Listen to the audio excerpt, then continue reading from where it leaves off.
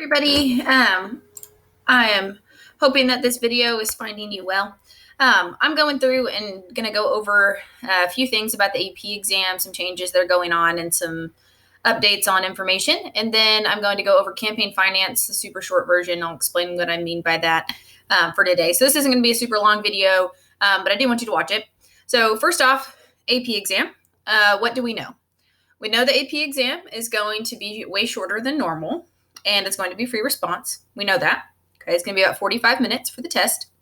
Okay, we know that, and we know it's going to be open response. We are going to get more information on Friday about what type of open response it could be, or maybe a little bit more information. So when I have that information, that's going to guide what we do next week. So what are we doing this week? This week we're finishing up kind of the content that we were working on with Unit 5. So we also know that the AP exam is only going to cover Units 1, 2, and 3. So that's Foundations of Democracy, which is that up to federalism stuff that we did at the beginning of the year. We know it's going to cover civil liberties and civil rights, foundational court cases, and all of that. And it's going to cover branches of government. Okay, so why are we doing Unit 5? Why are we finishing Unit 5? Well, 1, we were only a week away from finishing the content. 2, we're in the middle of a campaign right now, and so I feel like it's useful for you to know kind of how it works. So we're going to do that. We're going to finish it this week, and then we're going to kind of hit the ground running with review next week. So don't worry. I promise we'll have plenty of time to review for the AP exam, and as soon as I know dates, as soon as I know anything else about the AP exam, I'll make a video or post so that you know what's going on. Okay, but we've got this. Okay, campaign finance. Okay, campaign finance is usually a very big topic on the exam. We know this year it's not going to be kind of fair game. So for this, I want to give you kind of big picture ideas, okay, for kind of what campaign finance, what do I mean when I say campaign finance? And then tomorrow you're going to do a little research on what the current presidential candidates are spending on their campaigns, what type of money, where the money's coming from, things like that. Okay, so we're going to spend just 2 AMI days on this, just kind of real quick, and then finish it up with some fun stuff on Friday with media and campaigns. Okay, so funding your campaign, one of the biggest ways to fund your campaign is something called a PAC, okay, which is a political action committee. Usually these are funded by corporations, unions, special interest groups. A lot of you in your interest group project mentioned PACs. Okay, they give campaign donations to candidates that they like. Okay, so it's a group of people, usually backed by one of these groups, that then gives money to a campaign. Okay, now there's limits, very strict limits on what political action committees can do, what they can give. So they can give money, to incumbents. They can give $5,000 per candidate. Okay, so it's very strictly limited in how much money can go to each candidate. And then interest groups use PAC money as a way to access legislatures.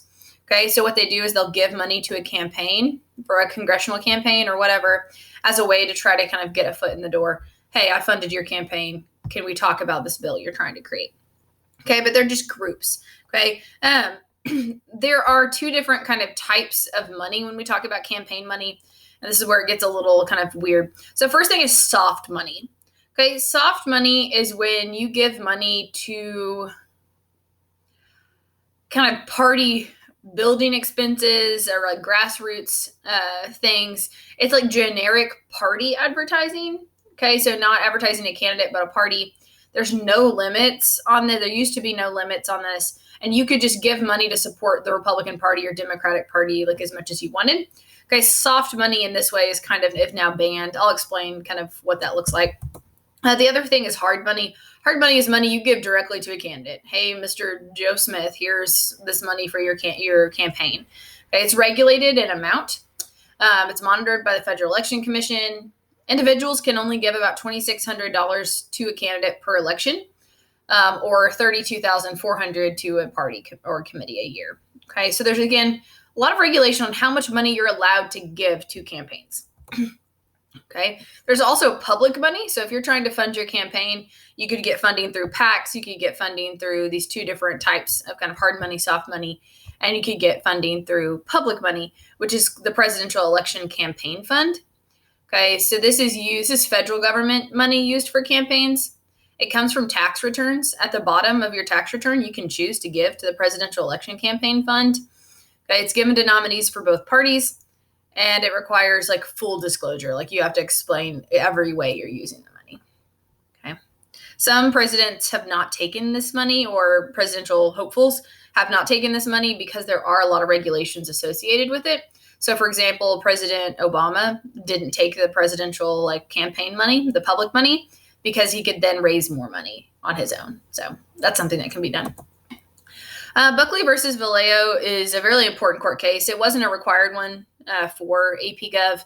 There's another one about campaign finance, but Buckley versus Vallejo was when the Supreme Court struck down a limitation on how much a candidate can contribute to their own campaign. So there used to be a law saying that you could only give a certain amount of money to your own campaign. Now, luckily for Bloomberg, they got rid of this, okay, with Buckley versus Vallejo. We have people that run for president that spend a lot of their own money. Okay, Bloomberg, spent millions and millions of dollars on YouTube ads. Okay, you can spend as much money as you want. Ross Perot spent $60 million of his own money in 92, and Romney spent $44 million of his own money. So if you have a lot of money, well, you can use it, according to Buckley versus Vallejo. Okay, what was going to happen is that in the 2000s, we're going to get an increase in the amount of money being spent. Okay, and people are going to look at that and say, ooh, okay, well, that could result in some kind of maybe, bribery or some things going on. So we're going to try to reform this. So John McCain famously ran for president, passed away not too long ago. Him and Feingold created this McCain-Feingold Act, also called the Bipartisan Campaign Reform Act of 2002. Okay, and what this does is it bans soft money.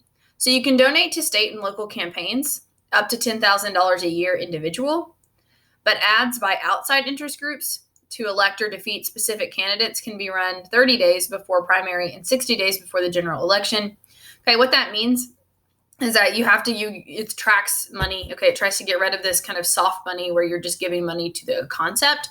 Okay, ads, if you've seen an ad that says this ad was approved by, whatever, America for Trump or whatever it is.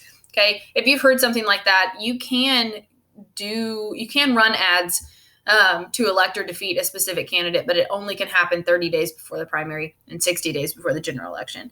You can't just constantly run ads against a candidate. Okay, again, it's regulation. What kind of campaign ads can you run? When can you run them? That kind of stuff. Okay, there's also groups called 527 organizations. These are a little bit different. They're tax exempt. It's a loophole. So every time the government bans soft money, there becomes another way to kind of get money where you want it without the regulation. So what they do is you can give money as a 527 organization as long as it doesn't go to a particular candidate.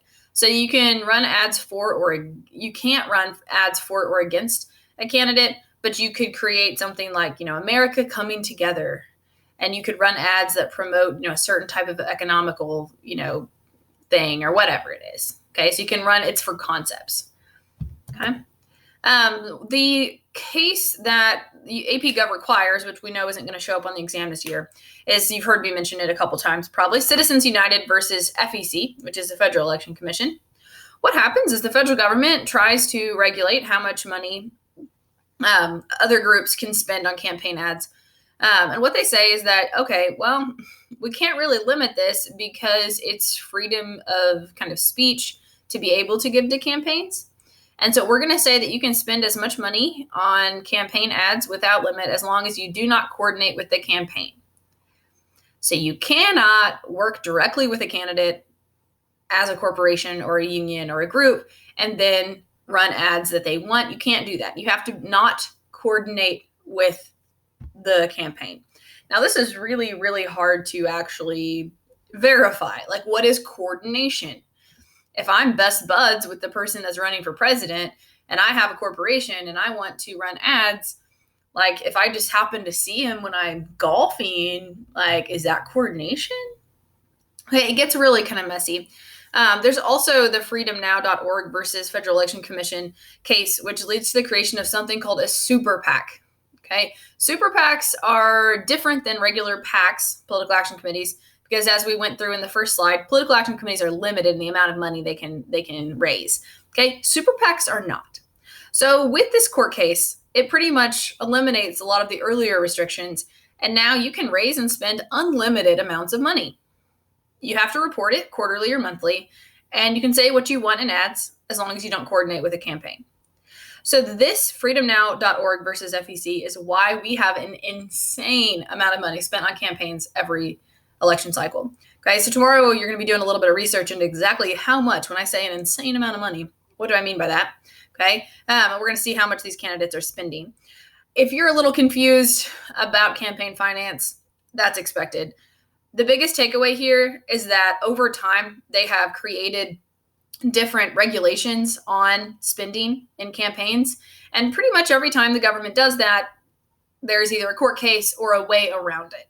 So if you can only give a certain amount of money with a political action committee, oh, well, then we're going to create something called super political action committees. And now you can give as much money as you want. Okay, there's always kind of a loophole, is what seems to be happening. But the trend is that people are now spending way more money on campaigns than they used to.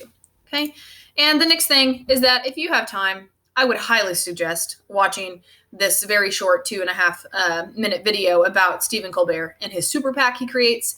So anybody can create a super PAC. There's not a whole lot of regulation. So Stephen Colbert, when he had his kind of, he has a talk show now too. But when he had his other one, he went through and he created a super PAC just to show how corrupt super PACs can be. And so he's going to create one, and it's going to be in relation to Jon Stewart. I would highly suggest watching it because, one, it's hilarious, and two, it helps kind of explain the concept of super PACs. Okay? I hope you guys are doing well. I'll see you later. Bye.